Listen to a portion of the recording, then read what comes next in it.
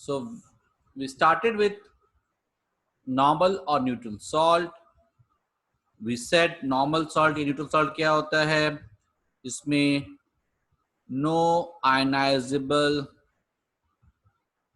H plus या मतलब वो नहीं होता है, no H plus there present. इसमें क्या होगा, all H plus जो भी आपका है कंप्लीट रिप्लेसमेंट हो जाता है, जो भी H plus है that undergoes complete replacement of all ionizable H plus by metal, या फिर मेटल के अमोनियम भी आयन भी कर सकते हो. And always give an example, like NaCl हो जाएगा, लाइक Na2SO4 हो जाएगा, and so on.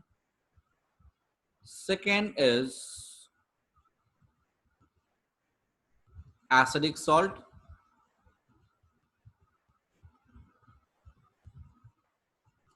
Acidic salt क्या होता है, यहां पर क्या होगा, पार्शियल रिप्लेसमेंट होगा, पार्शियल रिप्लेसमेंट होगा, मतलब आंशिक रूप से रिप्लेसमेंट होगा, जितना है उतना पूरा पूरा नहीं होगा, of the ionizable H plus of a polybasic, मतलब एक से ज्यादा होना चाहिए तभी तो, polybasic acid by a metal or an ammonium ion. Clear. Example क्या था, NaHCO3, ये H अभी बाकी है ना सुना, NaHSO3 ये भी H बाकी है, NaHSO4 ये भी हो जाएगा, NaH2PO4 ये भी है, दो H बाकी है, Na2HPO4 यहाँ पे भी आपको H दिख रहा होगा. So this is how we classify acidic salts. ठीक है.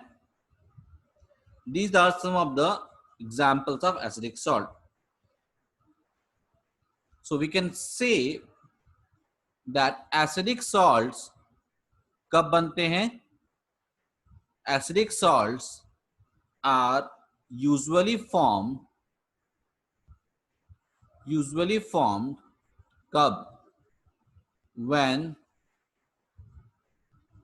the amount of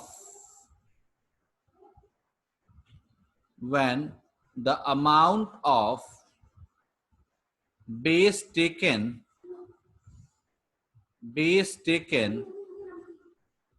is insufficient, तभी तो छोड़ दिया. अदरवाइज इतना स्ट्रॉन्ग बेस, इतना स्ट्रॉन्ग एसिड या जो भी आप बात कर रहे हो, क्यों छोड़ेगा एच, अगर बेस कम है तभी तो ये रिएक्ट नहीं कर पाया. insufficient for complete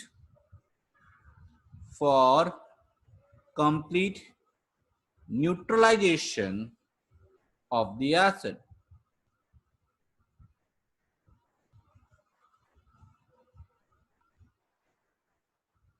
clear. तो उसका नाम एसिडिक क्यों पड़ा,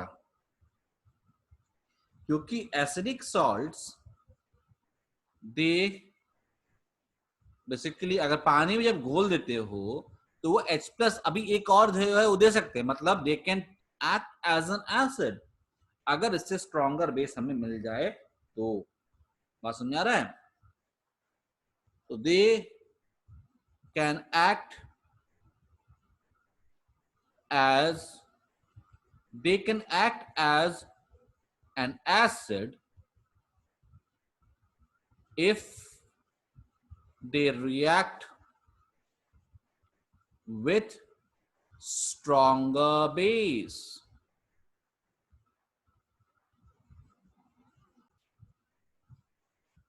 So we are discussing why acidic salt is called an acid. NaCO3 when reacts with NaOH produces some sort of salt and some sort of water. So salt and water with strong base, ये property है acid का. तो ये salt जो कि salty है ना, ये सॉल्ट एसिड की तरह बिहेव कर सकता है provided a very strong base is present. So this salt will be termed as acidic salt because it is behaving like an acid. बात समझ में आया? अब ऐसा कॉम्पिटिटिव एग्जामिनेशन में इंपॉर्टेंट क्वेश्चन है, नीट में भी पूछा जा सकता है ये क्वेश्चन, आईआईटी में पूछा जा सकता है, एनटीएससी में पूछा जा सकता है, एनसीजेएस में भी पूछा जा सकता है. तो which of the following compounds can not be stored together. इसका मतलब सेंस का क्या मतलब है, अगर आपने इसको एक साथ रखा तो ये कुछ ना कुछ रिएक्शन कर देगा जो नहीं रिक्वायर्ड था. अगर कोई रिएक्शन ना हो रहा हो तो आप उसको स्टोर कर सकते हो.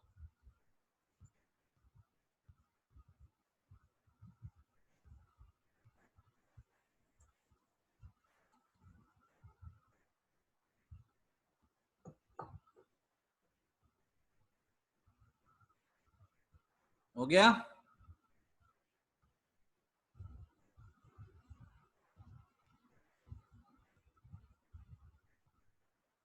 हो गया? Yes sir. कौन सा?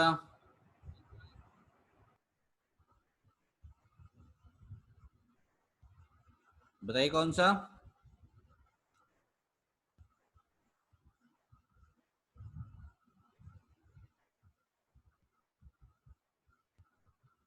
बोलिए.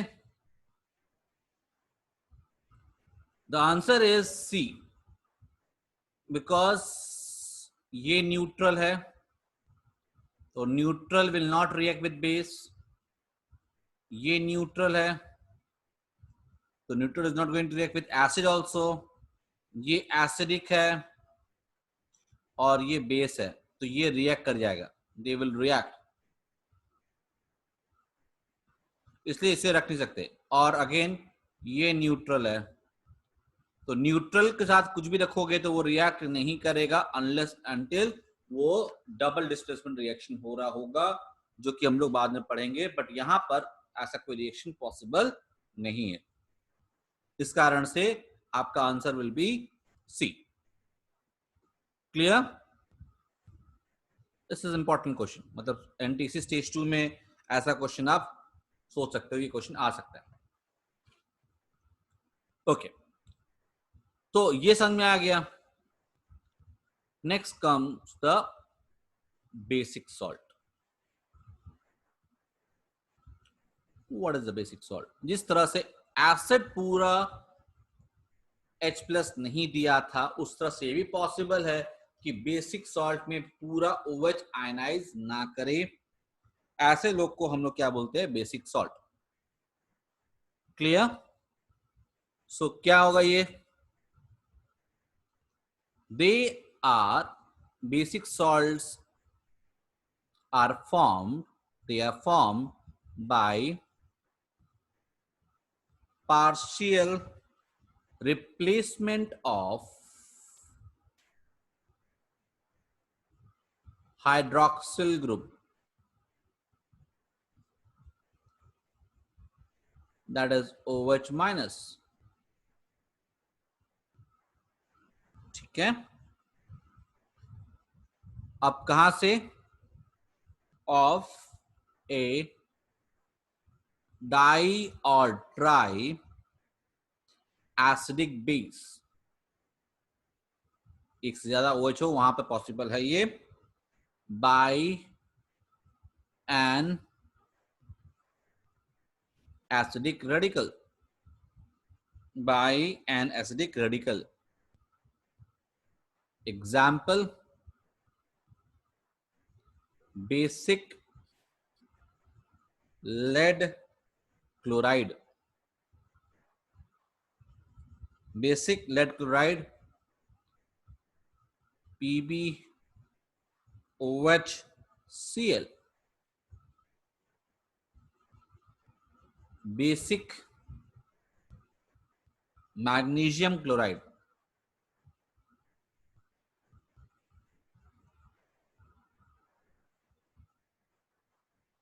क्या हो जाएगा फॉर्मूला इसका? MgOH होल ट्वाइस से बनता, पर पूरा हुआ नहीं, MgOHCl। ठीक है, कैसे बना होगा? जैसे for example PbOH whole twice, ये एक बेसिक सॉल्ट है। अगर मैं बात मतलब बेस है, मैं इसमें एसिड डाल दूं, कम डालूं तो क्या बनेगा? PbOHCl, ठीक है, प्लस वाटर, तो ये इनसफिशिएंट अमाउंट है। जब एसिड बहुत कम डालोगे तभी ये बनेगा। ठीक है, इस सॉल्ट में क्या खास बात है? बेसिक सॉल्ट में क्या क्या होगा? मेटल आयन होगा, मेटल कटायन, OH माइनस होगा, और एक और चीज क्या होगा इसमें बताओ? इसमें होगा एसिड से आने वाला रेडिकल, दैट इज हम लोग बोलेंगे एसिड रेडिकल। इस तरह के सॉल्ट को हम लोग बेसिक सॉल्ट बोलते हैं। ऐसा क्वेश्चन आ सकता है जहां आपको आइडेंटिफाई करना हो कि ये बेसिक सॉल्ट है कि acidic salt and so on. ठीक है, double salt is basically union of two simple salts that dissolve in water and crystallise. इसका मतलब क्या हुआ, आप समझने की कोशिश करो। एक बहुत ही मतलब बढ़िया एग्जांपल है इसका, एलम, इसको बोलते हैं पटास एलम। एलम मतलब होता है फिटकरी, जो आप घर में यूज करते हो। इसका फॉर्मूला होता है K2SO4 dot Al2SO4 whole thrice dot 24H2O, ये होता है। ठीक है, अब एक्चुअल में ये है क्या चीज, मतलब इसमें क्या होता है? एलम फिटकरी होता है, आपको बता ही दिया मैंने। जनरल फॉर्म इसका देखो ये होता है, जनरल फॉर्म इसका ये होगा M monovalent M2SO4 dot M trivalent, ये तीन में लिखा मतलब trivalent 2SO4 whole thrice dot 24H2O, ये इंपॉर्टेंट है, 24 होता है। तो यहां पर आप क्रोमियम भी यूज कर सकते हो। तो आपका बेसिकली ये भी डबल सॉल्ट जैसा हो जाएगा, अलम हो जाएगा K2SO4 dot Cr2SO4 whole thrice dot 24H2O, ये भी एक तरह का अलम ही होगा, इसको बोलेंगे क्रोम अलम। ठीक है, क्रोमियम है। तो अलम is one type of salt जिसमें देखो क्या हो रहा है, वाटर क्रिस्टलाइजेशन भी है। ये डॉट बताता है कि दो सिंपल सॉल्ट, एक सिंपल सॉल्ट ये वाला जो आप K2SO4 सिंपल सॉल्ट है नंबर 1, S1 बोल रहा हूं simple salt number 1, Al2SO4 number 2, दो सिंपल सॉल्ट से मिलके ये बन गया। कैसे बना रहे होंगे देखो, K2SO4 का एक सोल्यूशन ले लो एक्वस, प्लस Al2SO4 ले लो, ये भी एक्वस, पानी में छोड़ दो और फिर क्रिस्टलाइज आउट कर दो, तो आपको ये मिल जाएगा, एलम मिल जाएगा। ठीक है, एक बार आईआईटी में किसी कॉम्पिटिटिव एग्जामिनेशन में शायद पूछा हुआ है, वो बोल रहे थे आइडेंटिफाई द एलम। तो इस जनरल फॉर्म को थोड़ा और लिख लीजिएगा, क्या होता है देखो, यहाँ पे ये दो है, ये दो है, सल्फेट कितना है एक, और यहाँ पे 3 4, और यहाँ पर 24 वाटर है। तो अगर मैं एक साथ लिखूं तो देखो ये हो जाएगा फॉर्मूला M2। अगर मैं एक साथ लिखना चाह रहा हूं तो ये भी 2 है, सल्फेट कितना है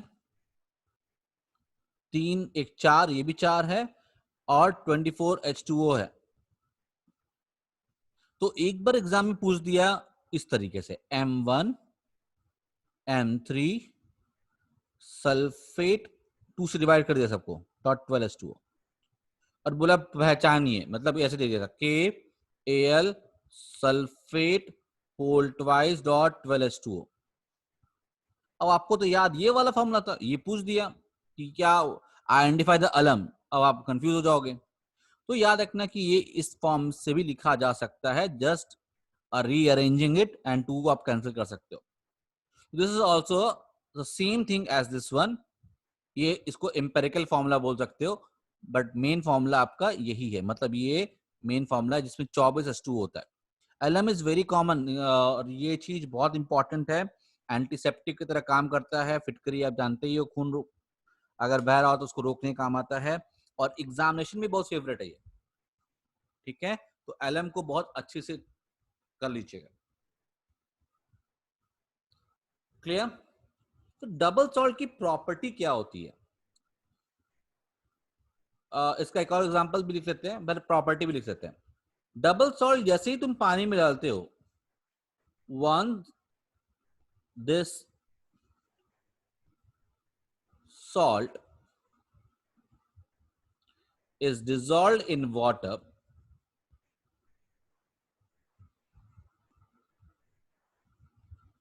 it decomposes या it ionizes, ठीक है। इट आयनाइजेस कंप्लीटली, बिकॉज ये इस तरह का सॉल्ट है, कंप्लीटली हो जाएगा। आयनाइज करने का मतलब क्या होता है कि एक बार इसको पानी में डाल दिया आपने, एक्वस पानी में डाल दिया, तो ये बन जाएगा 2K plus plus 2Al3 plus plus SO4 2 minus 4 times में सारे आयंस अलग अलग हो जाएंगे कंप्लीटली। मतलब क्या हुआ, हर आयन अलग अलग हो जाएगा। Therefore we can perform test of each ion. ये क्यों वर्ड बोल रहा हूं, बिकॉज अभी आने वाला है कॉम्प्लेक्स सॉल्ट। डबल सॉल्ट और कॉम्प्लेक्स सॉल्ट में ये अंतर होता है कि वो आयनाइज कंप्लीटली नहीं होता है, इसलिए आप सारे आयंस का टेस्ट नहीं कर पाओगे। मतलब अगर आप सॉल्यूशन में ले लो और पोटेशियम का टेस्ट करना शुरू कर दो तो भी रिस्पॉन्ड करेगा, सल्फेट का करो तो भी करेगा, एल्यूमिनियम करो तो भी करेगा, एंड सो ऑन। पानी तो पानी रहेगा ही रहेगा। So double salts are those salts which are formed by union of two simple salts। और कैसे बनता है, डॉट से बताते हैं, तो मतलब ये लूजली बॉन्डेड होता है। एंड कैसे बनता है, by dissolving in water and then crystallising out. मतलब उसको बहुत क्या करो आप, या तो बहुत ठंडा कर दो या फिर ऐसे करो कि सैचुरेशन लेवल बढ़ जाए, उस लेवल पे पहुंच के सुपर सेट कर दो, फिर क्रिस्टलाइज आउट करने दो, तो ये इस फॉर्मेट में आ जाएगा। एग्जाम्पल जो सबसे कॉमन होता है वो होता है पोटाश अलम। वो पोटाश अलम ऐसा होता है, वो पोटाश अलम ऐसा होता है जो कि आप, तो यहां पर we have a double salt. Double salt is union of two or simple salt that dissolve in water and crystallise out. Example is potash alum, a very important compound जिसको हम लोग हिंदी में बोलते हैं फिटकरी, जो कि बहुत इंपॉर्टेंट है, एंटीसेप्टिक भी है। और फिर इसका फॉर्मूला होता है ये, पर एक्चुअल में इसका फॉर्मूला होता है, जनरल फॉर्मूला ये होता है जहां पे ये M1 is monovalent metal ion होगा, पोटेशियम में सोडियम भी हो सकता है, ये ट्राईवेलेंट है। और ऐसा इसका जनरल फॉर्म ये भी हो सकता है, ये भी हो सकता है। ये कॉम्पिटिटिव एग्जामिनेशन में पूछा जा चुका है। ये आपका एक और वेरिएशन है, एल्यूमिनियम की जगह हमने क्रोमियम लगा दिया, क्रोमियम लगा दिया तो ये इसको बोलते हैं क्रोमलम, CHROME, क्रोमलम, ठीक है। और बनाते कैसे हैं, दोनों को आप पानी, इसको सॉल्यूशन में लो यहाँ पर, इसको सॉल्यूशन में लो यहाँ पर, और दोनों को मिक्स कर दो, ऐसे मिक्स कर दिया, फिर क्रिस्टलाइज आउट करोगे तो जो क्रिस्टल्स बन के आएंगे उसको हम लोग बोलते हैं अलम, जिसका फॉर्मूला ये हो जाएगा। खास बात क्या है, पानी में डालोगे तो फिर ये सब अलग अलग हो जाएंगे, ये पूरा टूट जाएगा 2K प्लस, मतलब जो जो आयन है, सल्फेट में सल्फर नहीं निकलेगा, सल्फेट आयन था, ये पूरा बाहर, ये पूरा बाहर, और हर आयन का इंडिविजुअल टेस्ट वो दे देगा। यही अंतर होता है एक कॉम्प्लेक्स सॉल्ट और एक डबल सॉल्ट में। एग्जाम्पल नंबर 2 क्या है? That is more salt, MOHR, more salt. This is also very important but not very much important in हमारे एग्जामिनेशन में, मतलब आता जरूर है लेकिन जितना अलम ज्यादा इंपॉर्टेंट है हमारी लाइफ में, क्योंकि डेली यूज में है, उतना ज्यादा इंपॉर्टेंट नहीं है। हाँ कि लैबोरेटरी में यूज होता है। इसका फॉर्मूला होता है FeSO4, लिख लीजिएगा, NH4 whole twice SO4 dot 6 H2O, FeSO4 dot ammonium sulfate, NH4 whole twice the 4 dot 6 H2O। ठीक है। और एग्जाम्पल 3 है डोलोमाइट। डोलोमाइट क्या होता है? CaCO3 dot MgCO3, CaCO3 dot MgCO3, that is dolomite। इतना आपको अच्छे से याद कर लेना है। ठीक है। एक और एग्जांपल है कार्नालाइट। कार्नालाइट, इसका आप फॉर्मूला बताइएगा मुझे कल की क्लास में, नेक्स्ट क्लास में we will discuss that thing and then will move ahead. तो आई होप बच्चा लोग you have enjoyed, you have learn many new things. ये सब चीजें आपके NTSC स्टेज 2 में भी इंपॉर्टेंट है, NSCGS से भी इंपॉर्टेंट है, स्टेज 1 में भी आ सकता है। अगर आप पटना उटना में या बिहार बोर्ड में है तो उसमें भी आप आ सकता है, पहले आ सकता है। बाकी ICSE CBSE में तो है ही है, बोर्ड एग्जामिनेशन में ICSE में का ही पार्ट ही है, मैं उसी को रेफर करके बात भी कर रहा हूँ अभी, हालांकि उसमें मैं थोड़ा ऐड कर रहा हूँ। I hope you have enjoyed. Any doubt?